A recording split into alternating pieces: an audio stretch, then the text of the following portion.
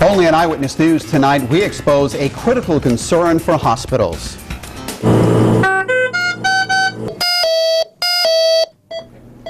It's called alarm fatigue. Doctors and nurses so overwhelmed with beeps and warnings from medical machines that the alarms go unnoticed and even ignored. Reports show alarm fatigue has already claimed the lives of at least 11 patients in Massachusetts. So what's being done right here to prevent it? And how can you protect yourself or a family member as a patient?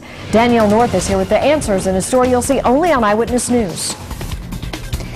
Alarms do save lives in hospitals every single day, but health officials say that sometimes too many of them can create a dangerous problem. You don't have to be a doctor to know a hospital can be a noisy place. But when the constant beeps of alerts turn into white noise for the medical staff, lives hang in the balance.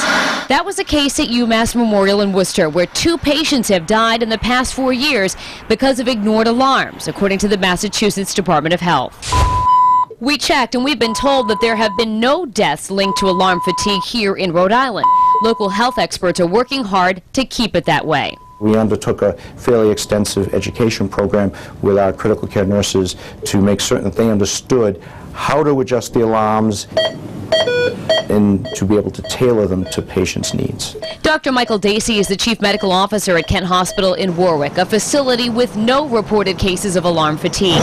He says that clean record is a product of an ongoing effort to cut back on unneeded monitoring. The more people you put on monitors, the more false alarms you're going to have.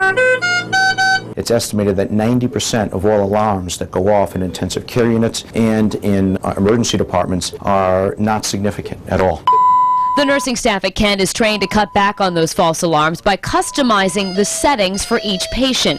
The alarms, when we set them specific for the patient, they do provide better care. Alarms are monitored in each room and at a central nursing station. They've also broken it up into 3 different levels: low, medium, and high. Anything that's life-threatening on the monitor would be a high-level alarm. It's a continuous alarm. So what can you do to protect yourself or a family member who's a patient? Ask questions so you know what to expect. Now, both the FDA and the Joint Commission say that preventing alarm fatigue is now one of their highest priorities, and both are working on strategies to alleviate the problem nationwide. I'm Danielle North, Eyewitness News.